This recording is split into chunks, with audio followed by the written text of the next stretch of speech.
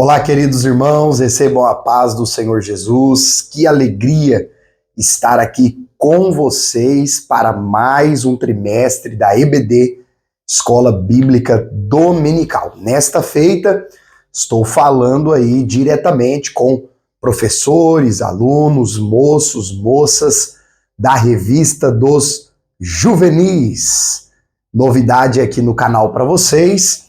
Essa revista, pretendemos, com a graça de Deus, fazer a gravação das videoaulas desse tema maravilhoso, personagens marcantes da Bíblia. E vocês vão perceber que, apesar do público-alvo dessa revista ser 15 a 17 anos, possui ensinamentos poderosos para todos nós, em todas as idades, em todas as faixas etárias. É uma alegria ter você aqui no canal comigo. Se você é novo por aqui, eu sou Micael Henrique e neste canal você tem liberdade para juntos aprendermos a palavra de Deus. Semanalmente, as videoaulas da EBD e também do curso teológico. Nós temos aí a proposta nesse trimestre também de falar a respeito da revista dos jovens, A Liberdade em Cristo, e a revista dos adultos, A Igreja em Jerusalém. Queridos irmãos, vamos lá para a nossa aula dos juvenis. Queridos, percebam bem, nós teremos um trimestre sobre personagens marcantes da Bíblia. E o que eu acho extraordinário, costumo frisar isso nas aulas de bibliologia, é que as escrituras não apresentam apenas para nós personagens com histórias positivas. As escrituras não omitem os erros dos grandes homens e mulheres da história. As escrituras que apresenta, por exemplo, o Davi, o homem segundo o coração de Deus, é a mesma escritura que apresenta os pecados, os erros, os percalços na caminhada de Davi. Isso acontece, pois a Bíblia é fonte de todo ensino, edificação e correção para as nossas vidas. Ou seja, podemos aprender não apenas com os acertos, não apenas com as conquistas, não apenas com as vitórias dos grandes homens e mulheres de Deus. Podemos aprender também com os seus erros, com as suas derrotas, com os seus desafios, com os seus percalços. Há um sábio ditado que diz: o sábio não é apenas aquele que aprende com os seus erros. O sábio também é aquele que aprende ao conhecer, ao ver e analisar os erros dos outros, a fim de que não os cometamos também. Amém? Se você está comigo até aqui, por favor, não se esqueça, já vai curtindo o vídeo aí, se inscrevendo no canal. E à medida que a aula vai acontecendo, deixe aí suas dúvidas, comentários, suas opiniões, perguntas, porque é sempre uma alegria interagir com vocês através aí dos comentários. Pois bem, nós vamos para o nosso primeiro personagem. Quem nunca leu, quem nunca ouviu a história aqui na lição 1 do jovem José. José é o nosso personagem alvo de estudo nessa lição de número 1. E o subtítulo da lição traz Fiel até nas desventuras. Queridos alunos, irmãos em Cristo, o que são as desventuras da vida? Nada mais são do que as dificuldades, os imprevistos, os momentos de calamidade. E quando nós olhamos para a história bíblica de José, nós vemos diversos desafios. E vale lembrar, o texto bíblico principal é o de Gênesis, capítulo 37, versículos 1 ao 11, conforme a lição. Porém, a história de José também está descrita do Gênesis 39 até o capítulo 50. José é, indubitavelmente, sem sombra de dúvidas, um dos personagens, um dos jovens mais conhecidos das Escrituras. E a lição tem por objetivo nos mostrar um panorama geral da biografia de José. Então você que vai ministrar essa aula, se atente a isso. E vou aproveitar para dar aquela dica de sempre, hein? Quem é aqui do canal já sabe. Faça as suas anotações, faça os seus rabiscos, anote na revista, no seu smartphone, no seu tablet, em uma folha avulsa, mas você que vai ministrar, principalmente você, precisa ter as suas anotações. Combinado? Escreve aqui para mim nos comentários se você costuma fazer as suas anotações e onde que você as registra. Vejam só, você que vai lecionar essa aula precisa ter o cuidado de não se apegar demais a um ou outro ponto da história de José. Porque os tópicos estão separados assim. Quem é José? Vai falar do seu nascimento, a preferência do seu pai Jacó, vai falar dos sonhos, depois vai falar dos problemas, as desventuras, a traição dos irmãos, a calúnia da esposa de Potifar, a ingratidão daquele personagem, o copeiro, que não se lembrou de José. E o terceiro tópico vai apresentar o momento que Deus vai honrá-lo, de sonhador e prisioneiro a governador do Egito. Então eu sei que qualquer um de nós temos aí umas preferências com uma outra parte da história, mas nós temos que ter esse cuidado na hora de dar a aula, amém?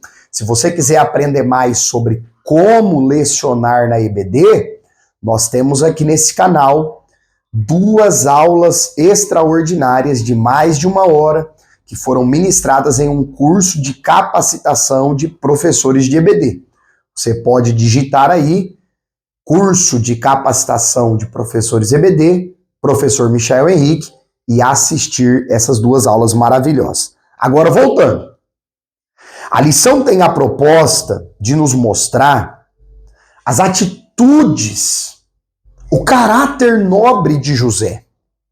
É por isso que a lição começa nos apresentando que o nascimento de José é um nascimento celebrado. Isso ocorre, queridos, porque quando José nasce, Jacó, o pai de José, Jacó já tinha 10 filhos e uma filha, que é a personagem bíblica chamada Diná. José vem ser o 11º filho de Jacó, ou seja, filho da sua velhice. E a sua mãe, Raquel, diz o texto sagrado, a mãe de José, Raquel, era estéril. Logo, nós temos um menino que é um milagre. E eu penso que você que é professor precisa levar isso para a sua turma.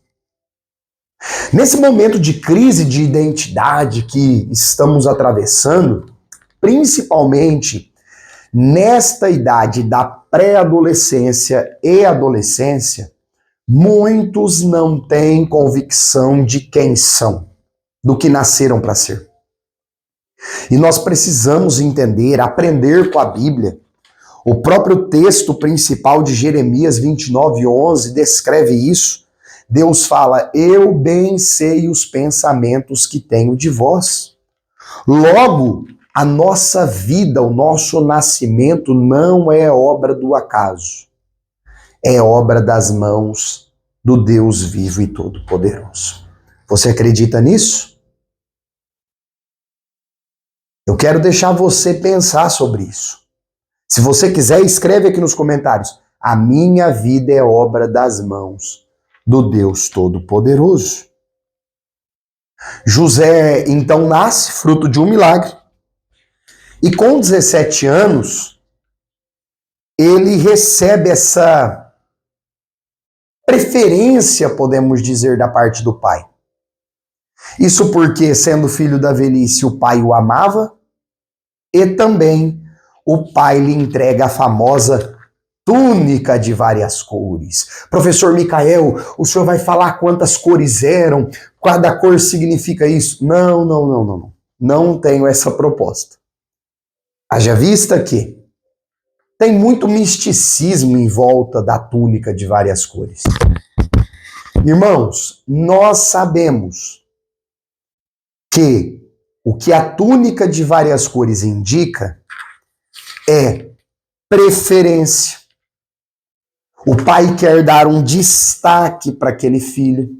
O pai está fazendo questão de que aquele filho se vista de uma forma a chamar a atenção, mostrando o amor, a preferência, a atenção que o pai tinha por ele. E aí, isso gerou nos 10 irmãos de José, nos outros 10 filhos de Jacó, um certo ódio. E esse ódio ele potencializa quando José conta os seus 2 sonhos. Detalhe, anota isso para você levar para a turma. Não foi José quem quis sonhar. Foi Deus quem fez José ter aqueles 2 sonhos. Em minha humilde opinião, qual é o equívoco de José? No versículo 5 de Gênesis 37, nós temos o primeiro sonho. E José conta ele para os irmãos. E os irmãos já não ficam satisfeitos. Quando nós chegamos no versículo 9, nós temos o segundo sonho. E José conta novamente agora junto ao pai. E aqui eu percebo uma imaturidade de José. Por quê, queridos? Quando no primeiro sonho os irmãos se enraiveceram, José deveria ter percebido esse desconforto que havia da parte dos seus irmãos com ele. Agora, isso revela para nós, quando ele vai e conta o segundo sonho, isso revela para nós a idade, a imaturidade de José. Algo comum de um jovem, de um adolescente, que está ali em uma fase que muitas vezes não está percebendo a maldade alheia, a malícia alheia. E nós precisamos ter cuidado com isso. Jesus ensinou aos seus discípulos que eles deveriam ser prudentes como a pomba. Eles deveriam ser humildes como uma pomba. Mas eles deveriam ser atentos como uma serpente. Professor Micael, em que sentido isso? Nós precisamos ter cuidado com quem falamos, como falamos, que hora que falamos, a maneira como falamos. Nós precisamos ter cuidado. José não compreendia a maldade que estava no coração dos seus irmãos. E é diante disso que acontece a traição. A primeiro momento, Rúben, que é o irmão mais velho, Gênesis 37, 12 ao 22, Rúben que é o irmão mais velho de José, ele intervém porque os outros irmãos queriam matar o moço. Agora, Rúben, ele se apresenta com a ideia: vamos lançá-lo em uma cova, vamos lançá-lo em uma cisterna. Humanamente falando, impossível de José sair dali. E aí nós temos a ideia de Judá. Capítulo 37, 25 ao 28. A Bíblia fala da caravana de ismaelitas e midianitas que estavam indo ao Egito, e Judá tem a ideia de vender o irmão José. Detalhe muito importante aqui sobre o sangue e a túnica. Pega esse detalhe, gente. Eles vendem José, matam um animal e mancham a túnica de José com o sangue do animal. Para que isso, irmão Micael? Para enganar o pai Jacó. E aqui nós aprendemos algo extraordinário com Jacó. Jacó, em um momento de desespero, não se atentou a observar com cuidado a cor do sangue, o cheiro do sangue. Por quê, irmãos? Porque o sangue de animal tem uma cor, uma espessura e um odor diferente do sangue de uma pessoa. E o que nós aprendemos aqui com Jacó? A não tomar conclusões precipitadas no momento do desespero. Jacó acreditou piamente nos filhos. Ele acreditou totalmente que aquilo era verdade. E, infelizmente, foi enganado pelos 10 irmãos de José. A lição apresenta a calúnia que José vai sofrer. Em Gênesis 39, nós temos a famosa passagem da mulher de Potifar. O texto bíblico diz que ela se afeiçoou por José, o desejou porque ele era um moço formoso. E José, irmãos, nos dá uma aula de temor e fidelidade a Deus, porque a Bíblia diz que ele fugiu dela. E aqui José está cumprindo o que Paulo ensina em 1 Tessalonicenses 5:22. Abstende-vos, fujam.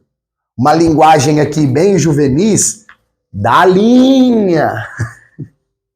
Vaze de toda aparência do mal. Detalhe importante. José falou para ela: como poderia eu fazer isso contra Deus e contra o meu senhor Potifar? Gente, vamos pensar um pouquinho. Essa mulher deveria ser uma bela mulher, visto que Potifar era alguém importante. Se José tivesse cedido à tentação de deitar-se com a mulher de Potifar, as leis permitiriam que Potifar matasse os dois, matava a mulher, matava José e se casava com o outro. Pronto. Vocês acham mesmo que a mulher de Potifar iria contar isso para o marido? Não ia. Humanamente falando, ninguém ia ficar sabendo. Humanamente falando, ia ficar tudo bem. Era algo escondido. Mas o que José disse para ela? Eu sou alguém íntegro, alguém de caráter. Não farei isso contra Deus e contra o meu senhor Potifar. Que testemunho poderoso, maravilhoso da integridade de José. E eu anotei aqui, ó, para apresentar para vocês: ser íntegro, ser fiel, quando tudo vai bem, é muito fácil. Agora, José, traído, vendido, humilhado, ele poderia ter dito: eu já estou em uma situação deplorável, Deus não está nem aí para mim, eu não quero saber de nada, eu vou pecar mesmo. Mas não. Ele manteve-se fiel e íntegro, e Deus o observou e honrou a sua fidelidade. O próximo passo que a lição apresenta é quando José, na prisão, ele é colocado como chefe dos prisioneiros, capítulo 40, tudo aqui no livro do Gênesis. E José, queridos, ele se torna um líder na prisão e interpreta o sonho do copeiro e do padeiro, cumprindo-se fielmente como ele interpretou com a graça de Deus. Detalhe, versículo 23. O copeiro esqueceu-se de José. Deixa eu dizer uma coisa para você. Leva isso para sua turma. Você que é aluno, leva isso. Faz esse comentário lá na sala. Tem situações que Deus está trabalhando em nós, que Deus permite que pessoas importantes se esqueçam de nós. Existem situações assim, como aqui, ó, de Gênesis capítulo 40, que aconteceu com José. Você percebe isso? Deus permitiu que o copeiro se esquecesse dele. E só lembrou-se 2 anos avante. 2 anos depois. Quando o faraó teve o sonho, ninguém pôde interpretar, e Deus fez o copeiro lembrar-se de José. Professor Micael, por que isso? Para que não existissem dúvidas de que quem estava no controle da história de José era Deus. Deus nunca perde o controle. Esse é o terceiro ponto do tópico 2. E aí, queridos, nós vamos ver no tópico 3, Deus honrando agora a fidelidade de José. Deus vai fazê-lo prosperar no Egito, tornar-se o grande governador daquela nação, administrando toda a nação, todos os recursos, e não somente salvando e abençoando o Egito, mas salvando as nações que vinham até o Egito para comprar, para negociar e ter alimentos vindos do Egito. E eu concluo essa aula explicando algo poderoso para você sobre as classes sociais ou as hierarquias no Egito. Que temos? Alguns estudiosos apontam que as classes sociais ou hierarquias egípcias aconteciam assim, ó. Lá embaixo estavam os escravos, depois os camponeses, depois os artesãos, e alguns colocam aqui comerciantes junto. Então eu vou colocar aqui, ó, comerciantes juntos, certo? Depois os soldados. Depois dos soldados, os escribas, que na cultura egípcia era um cargo muito importante. Depois dos escribas estava a nobreza, que eram pessoas detentoras de terra, e alguns colocam dentro da nobreza os sacerdotes, que ministravam a fé egípcia, embalsamavam o corpo, praticavam a medicina. E no topo da cadeia estava o faraó. Havia alguém que auxiliava diretamente o faraó como se fosse um homem de confiança. Os livros, os filmes, a cultura egípcia vai chamar essa pessoa de vizir. É o grande vizir de faraó. A profissão ou o cargo de governador,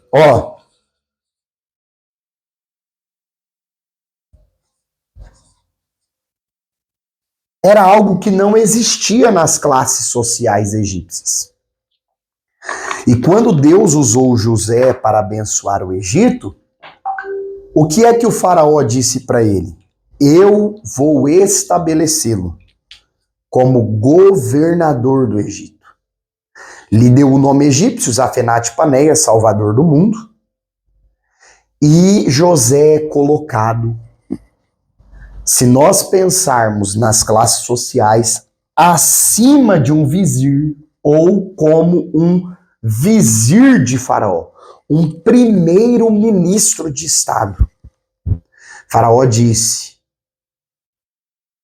quando eu não estiver no trono, quem manda em todo o Egito é o hebreu José. Queridos, que história fantástica, que reviravolta maravilhosa. A história de José nos ensina que vale a pena ser fiel a Deus até o fim. E José, para nós, no campo teológico e no estudo, dentro da hermenêutica, interpretação bíblica, dentro do tópico da tipologia, os tipos da Bíblia, José é um tipo de Jesus. Por quê? Foi vendido pelos irmãos, não foi bem aceito, foi humilhado, foi desprezado, foi deixado de lado, mas manteve-se íntegro, fiel, cumpriu a sua missão e foi abençoado pelo Pai. Que Deus abençoe você. Se você chegou até aqui, não se esqueça, se inscreva no canal, lembre de curtir o vídeo, deixa aqui nos comentários suas dúvidas, perguntas, sugestões, vai ser uma alegria falar com você. Deus abençoe e até a próxima aula.